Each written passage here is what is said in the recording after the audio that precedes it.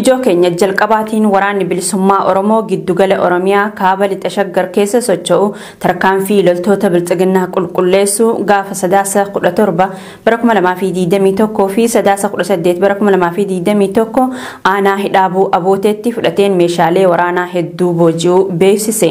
Lola gaafa 17 bara 2021tiin waboon zoonii giddugaleessaa humnoota sirnichaa aangorra jiru tiksanirraa kilaashii 27 hiikachuun galii qabsoo bilisummaa Oromootiif oolchee jiraachuun ibsame. Lola jabaa gaafa 18 bara 2021 gaggeeffameen waraanni bilisummaa Oromoo godina Shawaa kaabaa aanaa hidhaabuu abootee ganda ammummaa machaaraa bakka dhangaggoo jaamutti inspektaroota murna biltsiginnaa hawaasa naannichaa dararaa turan dabalatee waraana biltsiginnaa hedduu du'aan adabuu odeessi dirree qabsoo irraanuu dhaqqabee ni mul'isa.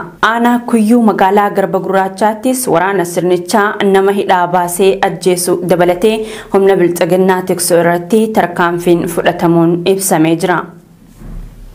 Ijoo keenya itti aanuun humni ittisa Tigraay duula taasisaa jiruun magaalota dabalataa hedduu qabachuu komaandi poostiin loltummaa Tigraay beeksisee jira. Aanota Walloo, Gama Lixaa fi Shawaa kaabaa naannoo Amaaraatti humnoota biltsiginnaa haleeluudhaan injifannoo gonfachuu isaa kan eeru ibsi injifannoo komaandi poostii loltummaa Tigraay imala isaa kallattii kibbaa fi kibba lixaa gara Finfinneetti taasisaa jiru milkiin itti fufee akka jirus mirkaneessee jira. Bifuma wal fakkaatuun humnoonni waloo waraana bilisummaa Oromoo fi ittisa Tigraay magaalaa Shawaaroobiitti seenaa akka jiran mirkanaa'ee jira. Godina Shawaa Lixaa aanaa noonnootti ajjeechaan suukkanneessaan hidhattoota fiinxaaleeyyii Amaaraatiin hawaasa nagaa irratti raawwatamuu jiraattonni himanii jiru.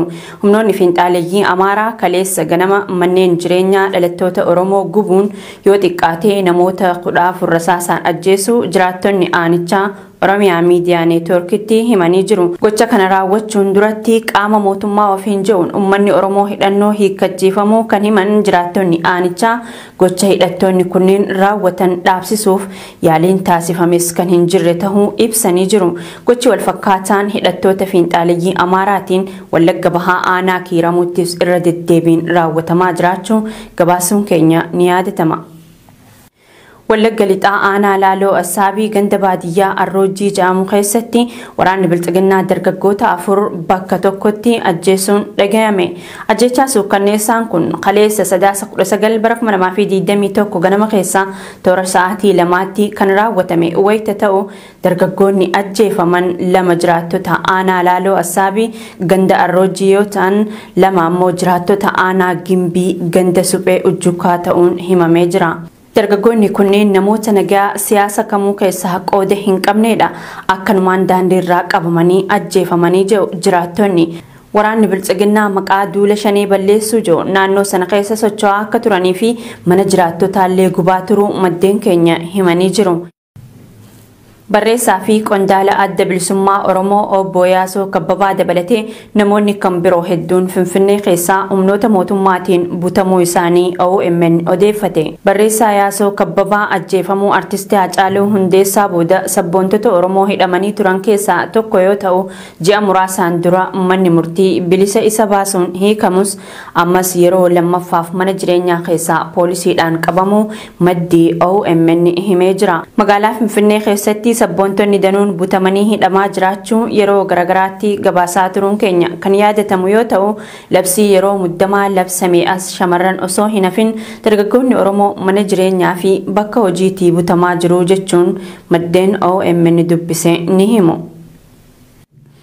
Gaazexeessitoonni ONN Finfinneetti humnoota biltsiginnaatiin ukkaanfamanii. Gaazexeessitoota idilee televezyiinii Oromiyaa News Network kan ta'an Biqilaa Amanuu fi Dachaasaa Wiirtuu guyyaa kaleessaa magaalaa Finfinnee keessaa ukkaanfamuun qabamuu isaanii maddeen OMN gabaasanii. Gaazexeessitoota idilee ONN ta'uun tajaajilaa kan turan namoonni lamaan kunneen sababa maaliif akka qabaman hanga ammaatti wanti beekame jiraachuu baatus maqaa labsii yeroo muddamaa je'uun hidhaan jumlaa Oromoo Finfinnee jiraatan irratti raawwatamaa jiraachuu gabaasuun keenya ni yaadatama. Godinaalee Harargee lamaan Arsii dheeraa fi kanneen hafan biroo hedduu keessatti deeggarsa raayyaa ittisa biyyaaf kan oolu jechuun maallaqa hawaasa irraa sassaabuuf dirqamni gubbarraa laatame jechuun hawaasni doorsifamaa jiraachuun himame. Harargee bahaa fi lixaatti mana barumsaa sadarkaa tokkoffaa fi lammaffaa irraa barsiisota walitti qabuun maqaa haala yeroo irratti isin mariisifna jechuun mindaa keessan irraa kan ji'a lamaa raayyaa ittisa biyyaaf mallatteessuu qabdu ittiin jaanii dirqaa jiraachuu kanneen OMN dubbisee ifoomsanii jiru. Arsii dheeraa magaalaa dheeraa keessattis daldaltoonni hamma birrii 100,000 deeggarsa kanaaf kan oolu laachuu akka qaban dirqamni itti kennamee jiraachuun daldaltoota komachiisee jira.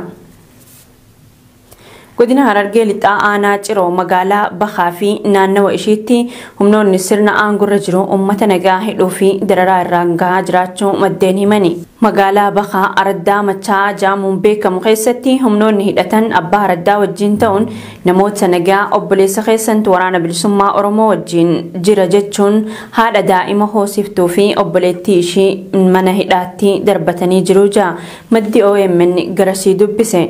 Obboleeyyan lamaan humnoota kanneen dararamaa jiran kunneen maqaan isaanii Hindiyaa Aammee fi Nuuriyaa Aammee kan jaaman yoo ta'u magaalaa Bahaa keessatti illee namoonni badii takkaan malee hidhamanii dararamaa jiran jiraachuu odeeffannee jirra. Ijoo keenya xumuraatiin loltoonni biltsiginnaa lola keessatti miidhaman dabaluu irraa kan